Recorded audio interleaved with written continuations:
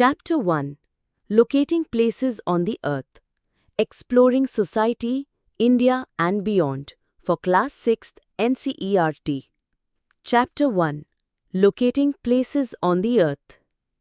Children, today we begin our first chapter of social science, Locating Places on the Earth.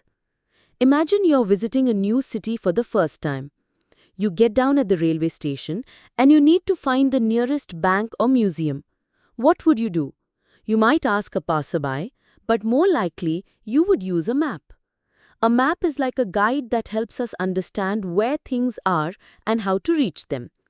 It is like a treasure map that gives us direction and helps us navigate through unfamiliar places. For example, if the railway station is marked on the map and you want to reach the bank, the map will show you the correct road to take. In the same way, we can locate schools, hospitals, parks and markets simply by looking at a map.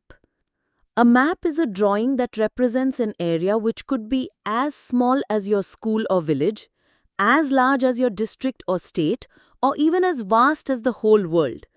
To make sense of a map, we need to understand three important components: scale, direction, and symbols.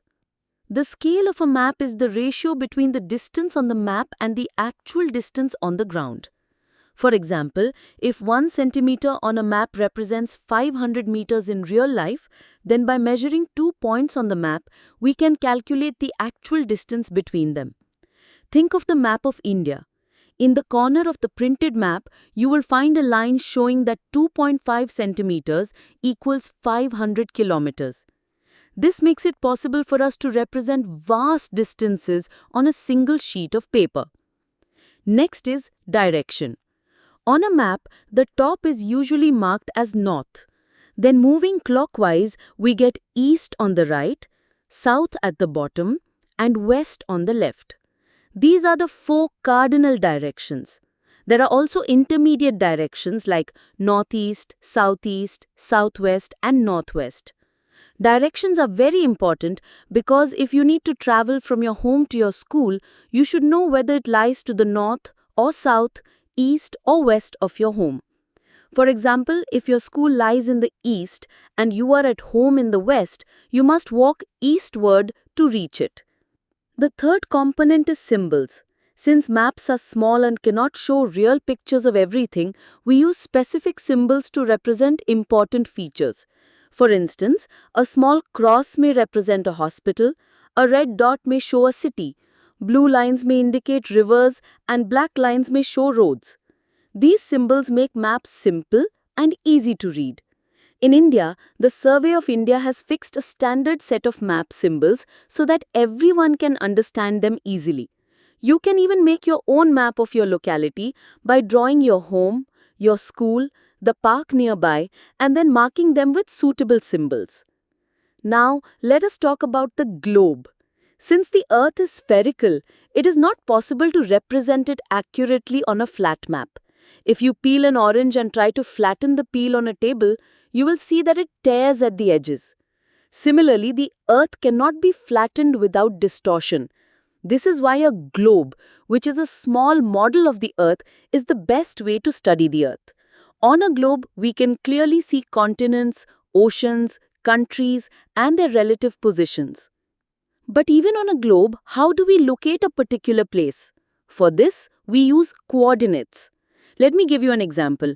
Imagine a large marketplace with hundreds of shops arranged neatly in rows and columns.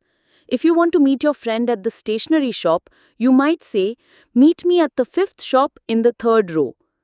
This tells the exact position of the shop. In the same way, a chessboard has rows and columns marked with letters and numbers so that each square can be identified precisely. This system of coordinates is used on maps and globes too, and it is based on 2 imaginary lines, latitudes and longitudes. Latitudes are imaginary circles running from east to west.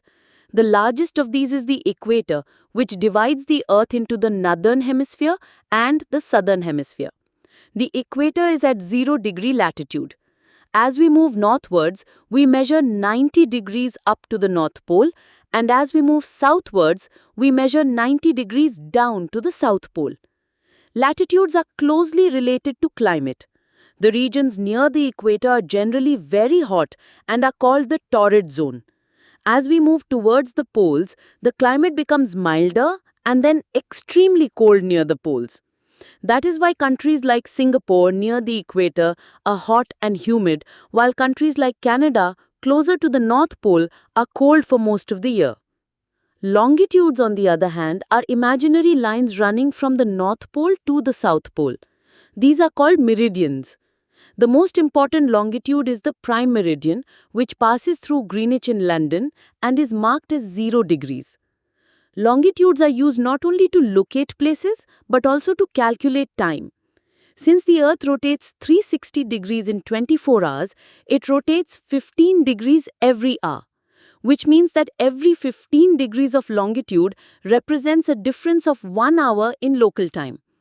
For example, when it is known at Greenwich, it is already 5:30 p.m. in India because India is located 77 degrees east of Greenwich and follows Indian Standard Time. But sometimes countries are very large. For example, Russia spans 11 time zones and the USA has 6. This means that when it is morning in one part of Russia, it may already be night in another. That is why some countries need multiple standard times. Another important line is the international date line, which lies near the 180 degrees longitude. Crossing this line changes the date by 1 day. If you travel east cross it, you subtract a day. If you travel west, you add a day. This is necessary so that we all follow a uniform calendar. So children, in this chapter we have learnt that maps are powerful tools that represent the earth on paper with the help of scale, direction and symbols. We have also seen that the globe is a more accurate model of the Earth, and by using the system of latitude and longitude, we can locate any place precisely. We also discovered how time zones are connected with longitudes and why the international date line changes the date. By understanding these concepts, we are better prepared to read maps, to find our way in the world, and to appreciate how geography and time are closely linked to our daily lives.